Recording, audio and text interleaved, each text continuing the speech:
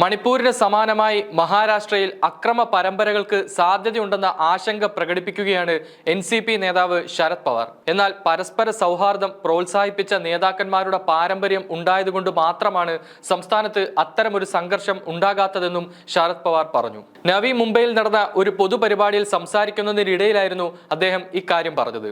കൂടാതെ മണിപ്പൂരിലെ ആക്രമണം നിയന്ത്രിക്കുന്നതിൽ സംസ്ഥാന കേന്ദ്ര സർക്കാരുകൾ പരാജയപ്പെട്ടുവെന്നും ശരത് പവാർ വിമർശിച്ചു.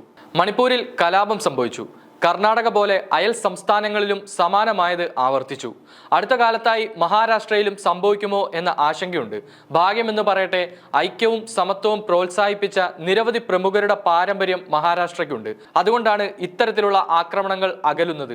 ഇത്തരത്തിലായിരുന്നു ശരത് പവാറിന്റെ വാക്കുകൾ. മറാഠ OBC വിഭാഗങ്ങളുടെ സംവരണ കാര്യത്തിൽ മഹാരാഷ്ട്രയിൽ തർക്കം രൂക്ഷമായ സാഹചര്യത്തിലാണ് ശരത് പവാറിന്റെ ഈ പ്രസ്താവന.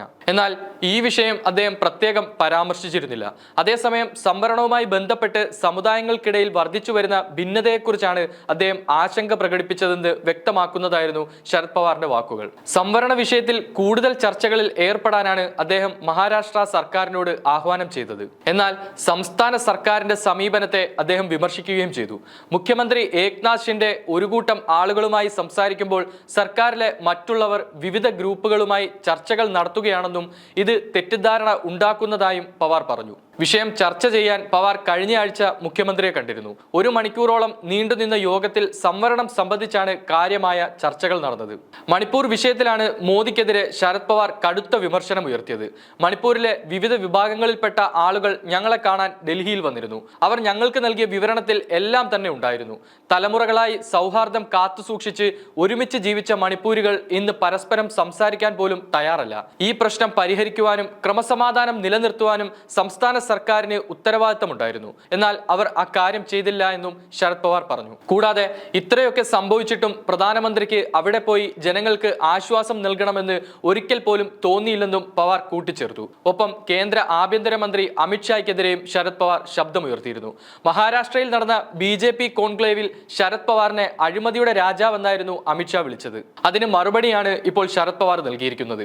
കുറച്ചു ദിവസം മുമ്പ് ആഭ്യന്തരമന്ത്രി അമിത്ഷാ തനിക്കെതിരെ ചില കാര്യങ്ങൾ പറഞ്ഞുകൊണ്ട് ആക്രമിക്കുകയുണ്ടായി. രാജ്യത്തെ മുഴുവൻ അഴിമതിക്കാരുടെയും കമാൻഡർ എന്നാണ് അദ്ദേഹം എന്നെ വിളിച്ചത്. എന്നാൽ ഗുജറാത്തിൽ നിയമങ്ങൾ ദുരുപയോഗം ചെയ്തയാളാണ് ആഭ്യന്തരമന്ത്രി. അതിന്റെ പേരിൽ ഗുജറാത്തിൽ നിന്നും സുപ്രീം കോടതി പുറത്താക്കിയ വ്യക്തി. ഇത്തരത്തിൽ പുറത്താക്കപ്പെട്ട ഒരാളാണ് ഇന്നത്തെ ആഭ്യന്തരമന്ത്രി.